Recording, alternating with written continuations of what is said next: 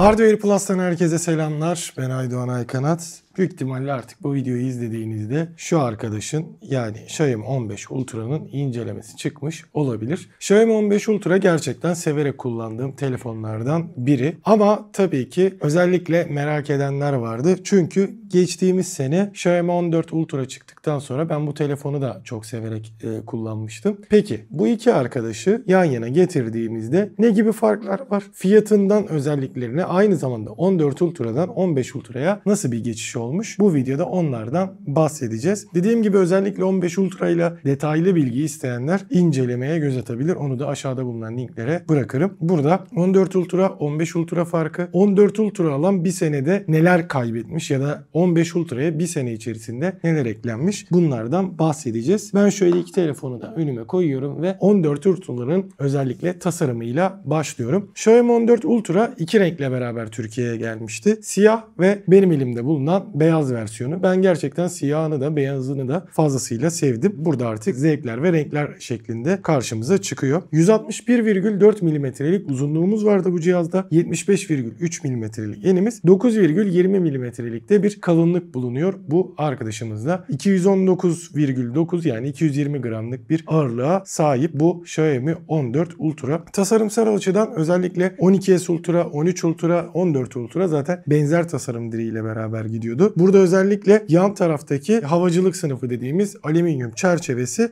arkaya da biraz taşırılmış ve o vegan deri olan beyaz kısmı da bu sayede böyle sanki içine gömülmüş gibi hissettiren güzel bir tasarımla geliyor. Şu şekilde baktığınızda sol altında bir Xiaomi yazısı olduğunu görüyoruz. Başka da bir şey yok. Böyle gerçekten temiz bir görüntüyü bizlere sağlıyor. Çerçeve önden ve arkadan kavisli olsa da kendisi düz bir şekilde ayarlanmış ve bu sayede aslında kullanırken telefonu kavramakta kolay oluyor. Çünkü büyük ve teknik olarak ağır bir telefondan bahsediyoruz. Kamera adası kurulumu zaten dediğim gibi 12S Ultra ve 13 Ultra'da olduğu gibi ortada yuvarlak bir biçimde ve Leica'nın Vario Sumilux stenselini kullandığını gösteren ortada bir tasarım var ve dörtlü kamera yanlara çekilmiş durumda. Üst tarafında bir hoparlörümüz var ama hoparlörün konumuna baktığınızda şöyle tutarken, yani oyun oynamak için şöyle kavradığınızı düşünürseniz kapatıyorsunuz. Bu birazcık oyuna dezavantaj etkileyebiliyor. Sağ tarafında ise tabii ki sim kart girişimiz, yanında mikrofonumuz, tip C bağlantımız ve geniş bir hoparlör ızgarası bulunuyor. Ses zaten buradan temiz çıkıyor. Sağ tarafında güç ses açma kısmı tuşumuz var. Güç tuşunun olduğu yer biraz böyle tırtıklı. Sol tarafta da bir şey yok. Hemen Xiaomi 15 Ultra'nın tasarımına geçtiğimizde zaten benzer bir tasarım.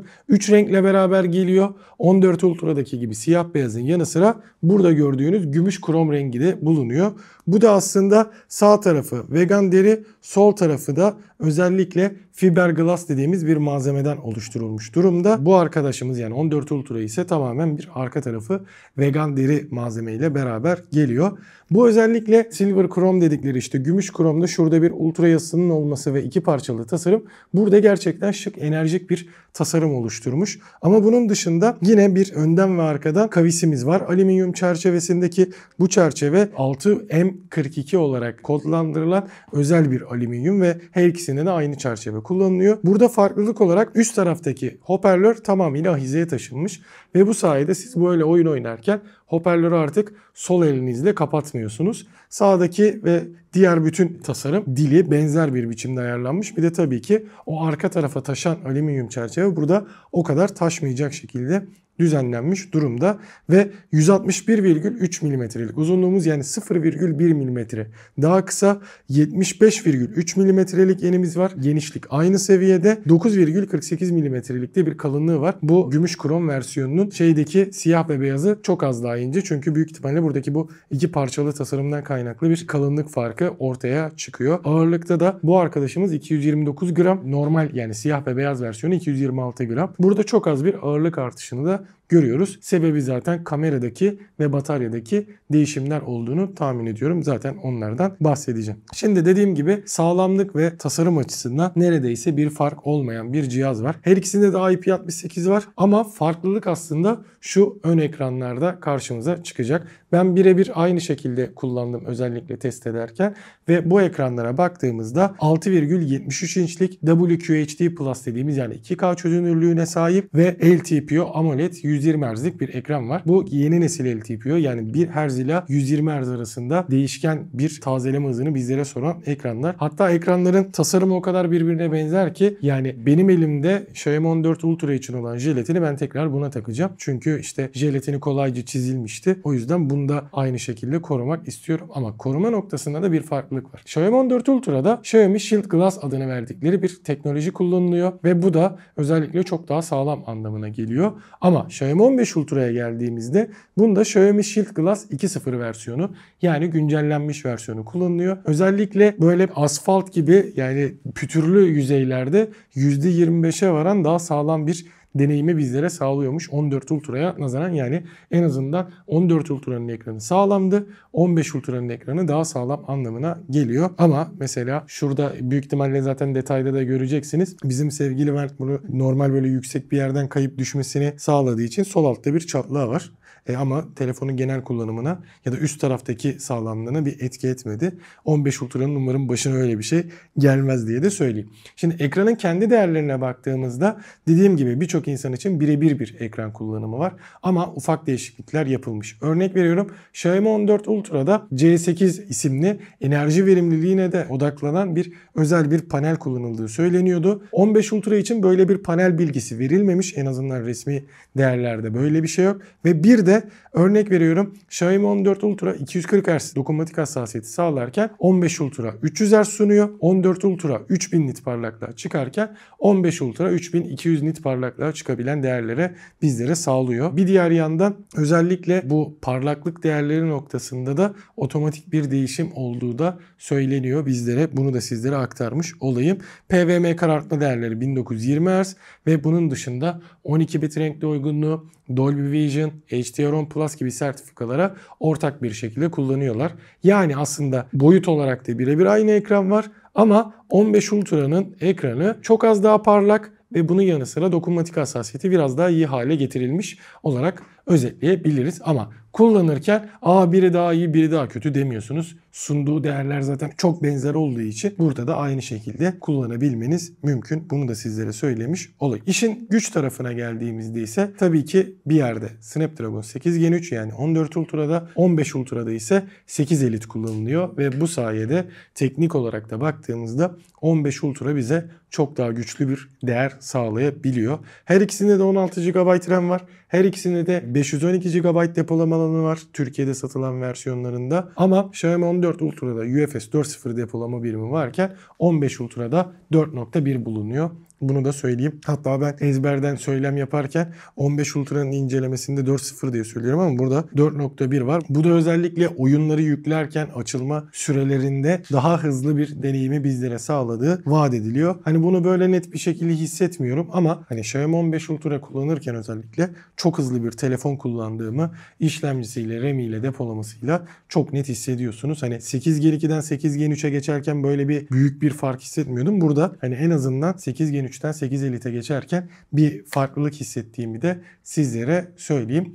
Aynı zamanda ekranda birebir aynı şekilde yaptığım Antutu puanını, bunun yanı sıra Geekbench puanını, Geekbench'te tabii ki değerleri görmektesiniz. Birebir yan yana koyuyorum ki siz de o skor farklılıklarını görün. Herhangi bir şekilde performans modu açılmadan aynı anda %100 şarjdayken sırayla yaptım bu değerleri ve tabii ki tahmin edebileceğiniz gibi 8 Elite 8 Gen 3'e nazaran daha önde çıkıyor. Skor değerlerinde birazcık daha farklılık olmasının sebeplerinden biri artık 14 Ultra'nın da bir diğer yandan 1 yıllık cihazda olması. Bir yıl boyunca ilk ben kullandım. Sonra Ersin abi kullandı. İşte Mert kullandı. Uzun süre gerçekten bu telefon kullanıldı. Neredeyse aralıksız kullanıldı. Böyle bir durum olduğu için de haliyle bazı değerlerde ufak da olsa fark açılma şeyi görmeniz doğal olduğunu söyleyelim. Oyun noktasında bir şey demiyorum zaten. Her ikisi de aynı şekilde oynatıyor. Ama ısı tarafında ilk başlarda ilk inceleme için Barcelona'dan alıp böyle bir iki test yaptığımda bu arkadaş biraz daha fazla sunuyordu. Sonra bir güncelleme geldi vesaire derken büyük ihtimalle o düzen biraz daha ayarlanmış. Şu anda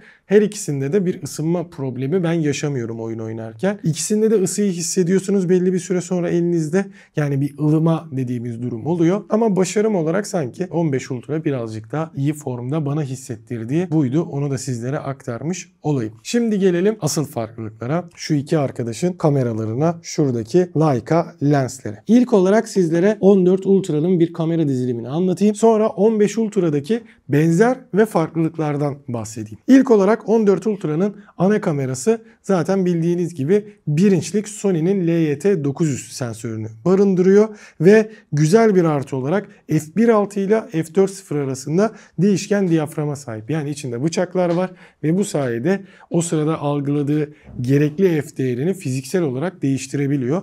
Bu önemli bir artıyı bizlere sağlıyor. 23 mm'ye eşdeğer bir odak uzaklığı sunarken o istediğimiz optik imaj sabitleme desteği ana kameramızda mevcut. Bir diğer yandan 50 megapiksellik IMX858 sensörümüz var. Bu da geniş açıda kullanılıyor ve f1.8 diyafram açıklığı sunarken 12 mm odak uzaklığına eşdeğer bir bizlere değer sunuyor. Aynı zamanda periskop telefoto lensimiz var. Hatta telefoto lensimiz var. İlk ondan bahsedelim. O da 50 megapiksel. Yine IMX858 ve f1.8 diyafram açıklığı devam ediyorken çünkü birebir aynı sensör. Ama burada telefoto için 75 mm'ye eşdeğer bir odak uzaklığı sağlayan lensler kullanılmış durumda ve periskop telefoto dediğimiz 5x optik zoom yapabilen, daha uzak yapılabilen lens de yine IMX858 yeni f1.8 diyafram açıklığı sunuyor ama 120 mm'ye eşdeğer bir odak uzaklığını bizlere sağlıyor. Yani burada bir LYT900 sensörümüz var. Geri kalan sensörler arka tarafta dediğim gibi IMX858 sensörü. Lenslerle beraber işte farklı odak uzaklıklarında ya da geniş açı kullanımlarında tercih edilmiş durumda. Periskop telefoto ve ana kameramızda OIS desteğimiz mevcut. Geniş açıda bulunmuyor. Ön tarafta ise OmniVision'ın OV32B40 adını alan, doğru mu söyledim? Evet, doğru söyledim. Bir ana sensörümüz var. F2.0 diyafram açıklığı sunuyor ve 22 mm'ye eşdeğer çekimler yapabilen bir yapıda bu arkadaşımız. Şimdi 14 Ultra'dan 15 Ultra'ya geçildiğinde ise ana sensörümüz aynı bırakılmış. Yani yine LYT900 sensörü ama şöyle bir farklılık var. Burada değişken diyafram kaldırılmış durumda. Yani artık sadece f1.63 değerinde ve 23 mm'ye eşdeğerlik bir odak uzaklığı ile beraber bir sistem bulunuyor. O bıçaklar burada kaldırılmış. Xiaomi de bunu kendisi söylerken özellikle hem 8 Elite hem de yapay zeka desteğiyle beraber o değişken diyaframı biz artık hem sensörümüzle hem lensimizle hem işlemcimizle hem de yapay zekamızla zaten absorbe edebiliyoruz. Yerde kazanabilmek adına böyle bir durum yaptık diye açıklıyorlar. Kendi kararları, birazdan farklılıkları zaten göreceğiz. Bunun yanı sıra geniş açıya geçtiğimizde artık IMX858 değil Samsung'un ISOCELL JN5 sensörüne geçiş yapılmış durumda. Yine 50 megapiksel çözünürlüğümüz bulunuyor bu arada, onu da söyleyelim. F2.2 diyafram açıklığı sunuyor ama bu sefer 12'den 14 mm odak uzaklığına geçiyoruz. Yani birazcık daha dar bir geniş açıya sahibiz ama ışık geçirgenliği falan noktasında baktığımızda aslında diyafram değeri biraz daha büyüdüğü için birazcık daha azalmış gibi duruyor kağıt üzerinde. Telefoto lensimiz ise birebir aynı. Yani IMX858 sensörü, yine 50 megapiksellik bir sensör. f1.8 diyafram açıklığı sunuyor ama yine odak uzaklık değiştirilmiş. 14 Ultra'da 75 mm'ydi. Burada 70 mm'ye çekilmiş durumda. Yani daha fazla zoom yapabiliyordu teknik olarak. Telefoto lensimizde 14 Ultra burada birazcık daha geriye çekilmiş ama şöyle bir farklılık var. Sebebi periskop telefoto lensimizin ciddi oranda değiştirilmiş durumda. Çünkü periskop telefoto lensimiz burada artık 200 megapiksellik Samsung'un ISOCELL HP9 sensörüne geçiş yapıyor ve bir diğer yandan burada f2.6 diyafram açıklığı sunarken 100 mm'lik uzaklığına denk gelen bir sistem var. OIS desteği bulunuyor. Ve her ikisi de 120x optik zoom, daha doğrusu optik demeyelim, hibrit zoom ve dijital zoom yapabilme kabiliyetiyle beraber geliyorlar. Ama zaten arayüze girdiğinizde Xiaomi 14, daha doğrusu 15 Ultra'da 0.6x, 1x, 2x, 3x ve 4.3x bulunurken Xiaomi 14 Ultra'da bu değerlerde zaten o odak uzaklıklarını anlıyorsunuz. 0.5x, 1x, 2x, 3.2x ve 5x var. Yani buradaki değerde telelensimizin artık biraz geriye çekildiğini, bir diğer yandan diğerinin de hani o 3x'e sabitlenmişti, 5x'ten de 4.3'e gerilediğimizi görmekteyiz. Klasik direkt optik zoom yaptığınız durumda. Ama Xiaomi 15 Ultra'nın her ne kadar 14 Ultra'da da artık güncelleme ile kullanılıyor olsa da işlemci ve tabii ki lenslerin biraz daha iyileştirilmiş olmasından kaynaklı yakınlaştırma yaptığınızda 15 Ultra size çok daha iyi değerler gösterebiliyor. Aşağıda parkta bir eve zoom yapmıştım mesela. Zaten bu yapay zeka hikayesi 30x'ten sonra devreye giriyor ve hem işlemci hem internet bağlantısıyla beraber kendi sunucusundaki topladığı değerler, bir de tabii ki sizin çekim performansınıza göre fotoğraflar çok daha güzel, çok daha keskin ve 120x'te bile sanki 10x'te yapmışsınız gibi detayların yüksek olduğu fotoğraflar alabiliyorsunuz. Tabii ki burada gerçekçilikten uzaklaşıyor fotoğraflar ama baktığımızda tabii ki yan yana koyduğunuzda evet 15 Ultra ile çok daha iyi değerler çekebiliyorsunuz anlamına geliyor. Ben bir diğer yandan bu çekimleri akşam da yaptım. Akşam yaptığım çekimlerde her ne kadar f değeri kısmında baktığımızda ana kamerada her ikisi de f1.63, hani diğeri f4'e kadar çıkabiliyor 14 Ultra'daki, ama ışık geçirgenliği, renklerin de uygunluğu ve bir diğer yandan canlı ve parlaklığın daha yüksek olması özellikle gece çekiminde konumunda ben 15 Ultra'yı tabii ki daha çok sevdim. Burada tabii ki yapay zeka işlemesi belki falan filan gibi değerler de vardır ve dediğim gibi işlemci de daha iyi işlediği için fotoğrafı daha iyi çekimleri bize sunabilme kabiliyetine sahip bu arkadaş. Dediğim gibi yan yana koyduğumda da aynı sensör olmasına rağmen 15 Ultra ile daha güzel fotoğraflar alabiliyorsunuz. 14 Ultra kötü mü? Hayır. Hala da günümüzdeki birçok amiral gemisinden iyi çekim yapabiliyorsunuz gerektiğinde. Ama 15 Ultra'dan geçtiğinizde ya da yan yana çekim yaptığınızda evet diyorsunuz. Xiaomi 15 Ultra, Xiaomi 14 Ultra'dan daha iyi çekim yapabiliyor. Bir diğer yandan video tarafında eşitler. Yani 8K 30 FPS çekebiliyorlar arkada. Bunun yanı sıra 4K 120 FPS çekebiliyorlar. Ön kamerada 4K 60 FPS çekebilme kabiliyetlerine sahip. 4K 30'da da Dolby Vision destekli yani HDR videolar çekebiliyorsunuz her iki telefonda da ve bunu gerçekten başarılı bir şekilde yapıyorlar. Ama yine aynı durum. Yani yan yana video çektiğinizde Xiaomi 15 Ultra'nın biraz daha böyle hoş, biraz daha geliştirilmiş, biraz daha böyle üzerinde oynanıldığını hissettiren videolar çektirebiliyor. 14 Ultra ile kıyasladığınız zaman böyle bir avantajı olduğunu söyleyelim. Yani evet, kamerada büyük bir gelişme yok ama tatmin edici seviyede bir gelişmeyi görüyorsunuz. Merak edenler için bu 14 Ultra'nın kamera sallanma sesi özellikle o hislerden kaynaklı.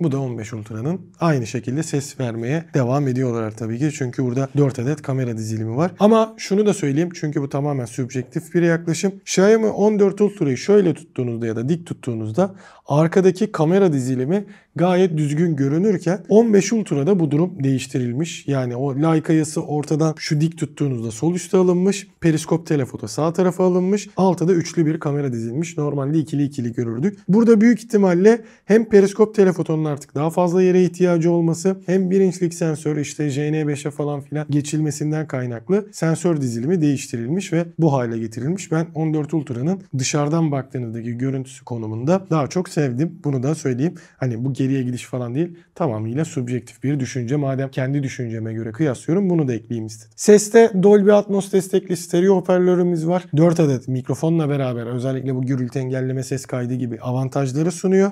Ama şöyle bir farklılık var. Xiaomi 14 Ultra'nın üstünde olduğu için özellikle diğer hoparlörde masaya koyduğunuzda ses güzel bir şekilde yayılabiliyor. Ama Xiaomi 15 Ultra'da stereo deneyimini alabilmek için telefonu kameranın üzerine yani sırt üstü koymanız gerekiyor. Gerektiğinde bir yüzüstü şekilde koyarsanız Xiaomi 14 Ultra'dan ses yine güzel bir şekilde çıkmaya başlarken 15 Ultra'da ters koyunca ikinci ahize tarafındaki hoparlörlerimiz kapandığı için biraz boğulabiliyor.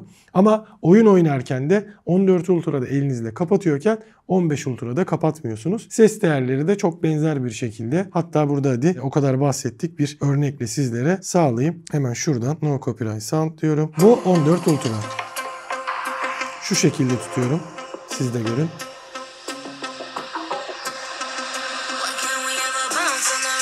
Temiz bir şekilde çıkıyor.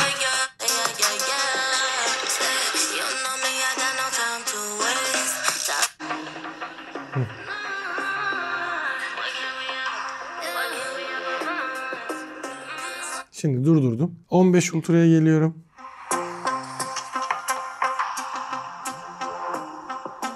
Biraz daha toparlanmış değil mi ses? Diğerinde biraz daha tiz ağırlıklı geliyor. Bak. Ki tiz destekli bir şarkı olmasına rağmen. Şöyle kendime çevireceğim. Bak güzel ses bana doğru geliyor artık.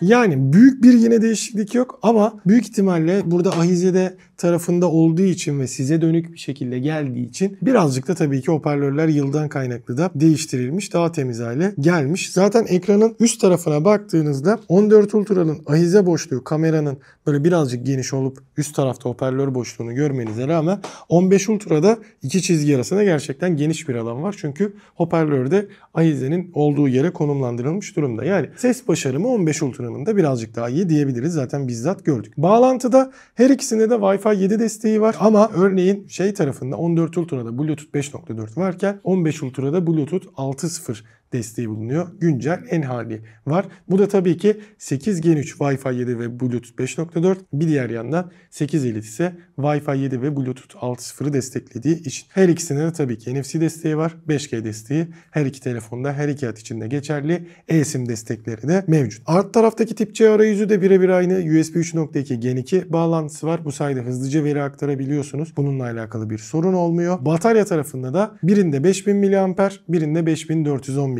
batarya var. Bu arkadaşta 410 mAh daha fazla batarya kullanılmış durumda ve bu sayede işte hem lensin 200 megapiksel olup biraz daha sensörün büyümesi hem de bununla beraber o 20 ve işte 30 gramlık bir farklılık burada karşımıza çıkıyor. Sebebi bu. Ve tabii ki bataryayı kullanma noktasında 14 Ultra'dan biraz daha iyi forma gelmiş durumda bu arkadaşlar. Yani 15 Ultra'yı 14 Ultra'dan daha fazla kullanabiliyorsunuz. Bunun sebebi bataryanın artması hem de 8 Elite'in 8 Gen 3'e göre biraz daha verimliliği artırılmış bir işlemci olması. Özellikle telefonu kullanmıyorken mesela boştayken bile 14 Ultra biraz daha hızlı azalırken 15 Ultra gerçekten uzun süre o 1-2, %1, %2 gibi çok büyük bir şey kaybetmeden kullanılabiliyor. Ama buradaki nedenlerden biri yine aynı şey olabilir. Xiaomi 14 Ultra 1 senelik bir cihaz, 15 Ultra daha 1 aylık diyebileceğimiz bir durumda. Şarjda her ikisi de aynı. Her ikisi de 90 Watt kablolu, 80 Watt kablosuz şarj desteğini bizlere sağlıyor. Yani her bir başlığı hem teknik özelliklerini sizlere hatırlatıp söyleyeyim hem de o teknik özellikler üzerindeki benim deneyimlerimi aktardım. Büyük farklılıklardan biri tabii ki HyperAI mevzusu. Yani Xiaomi 15 Ultra direkt olarak yapay zeka destekli bir telefon olarak karşımıza çıktı ve bu özellikleri de rahat bir biçimde kullanabiliyoruz. Ama yine Xiaomi 14 Ultra'da da AI hizmetleri başlığı altında notlar, galeri, kaydedici, altyazılar, tercüman ve seçerek arat dediğimiz yani Circle'dı Search hizmeti bulunuyor. Zaten güncelleme ile 15 Ultra'da olan birçok şey bu arkadaşımıza da hemen getirilmiş durumda. Yani o yüzden burada aslında bir farklılık da hissetmiyorsunuz. Ama tabii ki burada HyperAI desteği, Gemini entegrasyonu ve işte AI uygulama destekleri falan filan olduğu için biraz daha yapay zekaya entegre bir telefon. Buna o özellikler gelmiş bir telefon.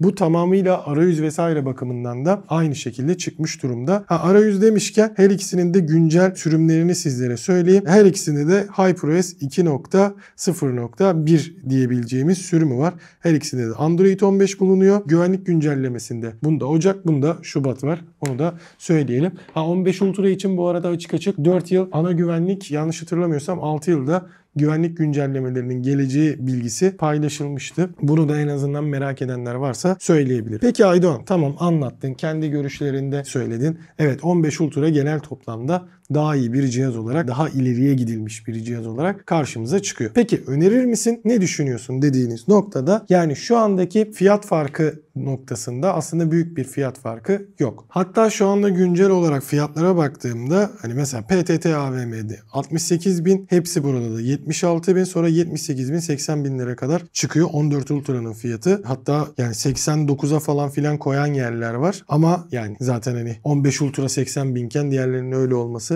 saçma.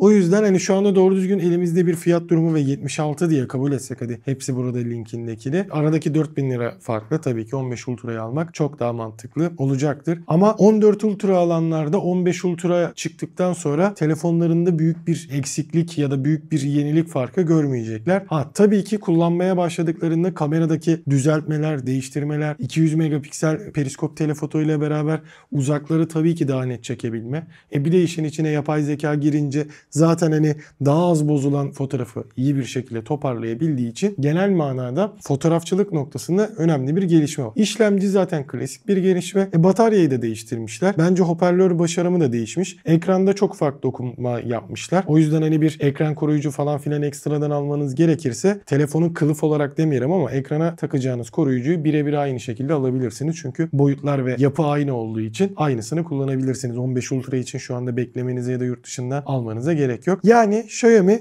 evet ileriye doğru bir adım atmış ama büyük bir farklılık değil. Ama bunun sebebi niye? Zaten Xiaomi 14 Ultra gerçekten güzel bir telefondu. 15 Ultra'ya geçerken de kendi aldıkları dönütler ve Xiaomi laboratuvarlarındaki yaptıkları çalışmalarla güncellemişler. O yüzden tabii ki ikisi arasında tercihim, hani şu anki fiyatları gördüğüm için diyorum, Xiaomi 15 Ultra olur.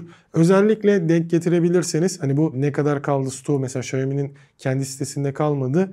En son girmeden hepsi buradan falan baktığımda bu rengi yoktu ama Silver Chrome bulabilirseniz gerçekten çok daha şık bir telefon alırsanız, ama beyazı da siyahı da tabii ki çok şık bir şekilde duruyor. Hatta bu Xiaomi'nin fotoğrafçılık kiti hediyesi Xiaomi'nin sitesinden aldığınızda gelen zaten siyaha yönelik olan versiyonu, orada da uyumlu bir durum olabilir diyelim. Uzun uzadıya size düşüncelerimi, farklılıklarını değerlendirme olarak aktarmış oldum. Sizler de düşüncelerinizi ya da kıyaslanmasını istediğiniz farklı bir iki telefon varsa bunları da her zaman olduğu gibi yorumlar bölümüne aktarmayı unutmayın diyelim. Başka bir Hardware Plus videosunda, başka bir kıyaslamamızda ve değerlendirmemizde görüşünceye dek kendinize çok iyi bakın. Hoşça kalın.